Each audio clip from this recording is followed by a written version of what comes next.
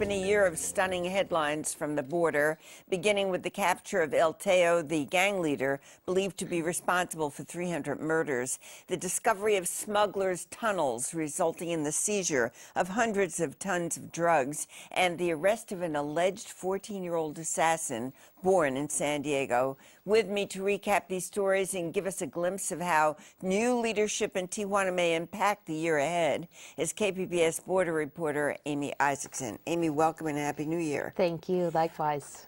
You've closely followed the drug violence and the drug war in Tijuana throughout the year. A year ago, one of the most wanted drug gang leaders was arrested in Tijuana. Why was that story so important?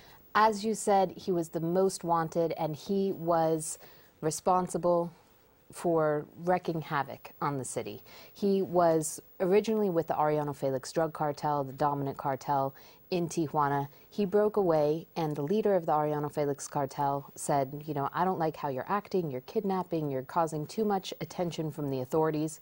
El Teo, Teodoro Garcia Cimental, broke away. The story goes that he went to Sinaloa, got the backing of the Sinaloa cartel, which is one of the most powerful cartels in all of Mexico, and came back to Tijuana and unleashed himself. At the end of that year, 2008, there were more than 840 murders. And carrying on into 2009, the murder count was also still high, and the sentiment in Tijuana, it was scary, you know, for a lot of people who were there. And police being shot for no particular reason. And so the arrest of him, and then 2 months later, the arrest of another El Muletas, who was one of his lieutenants, really calmed things down in Tijuana. Is that what the result was, that Tijuana became calm? Were there any other results that were palpable that you could sort of feel or touch? I remember being there at the beginning of January this year, and when they arrested El Teo, and people just looked stunned on the street because they hadn't heard the news, and so they were hearing it when I would ask the question, and they just kind of breathed a sigh of relief.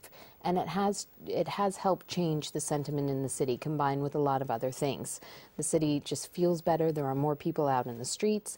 There are less public shootouts. The murders, which this year are going to top about, you know, there's more than 740 at this point, but the murders have really been pushed to the outskirts. So you don't have that feeling of something, you know, possibly happening in the city. So where would you say we are in terms of the drug wars now? In Tijuana, I think there's been great gains. There's less corruption in the police under the former police chief, Julian Leizaola. It appears that the Arellano Felix cartel, or what's left of it, it's hard to tell, and the Sinaloa cartel seem to be working together, as evidenced by the discovery of these tunnels, which authorities link to Sinaloa. There's a new police chief, and the ex-chief, Julian Leizaola, controversial, torture charges tag him, has been promoted, and so that's kind of where things are. Yeah, I'm sure that the Visitors Bureau in Tijuana will be happy to hear about that. And we must say that tourists in all of this violence have never been targeted nor killed. Well, that's an important thing very important to talk about. But there's another story. There's the story of the alleged 14-year-old assassin born in San Diego, and he's known as El Ponchis. Put it into context for us.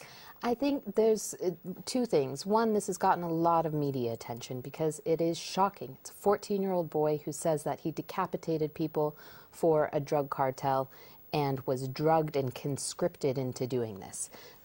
It's important, secondly, to put this into context.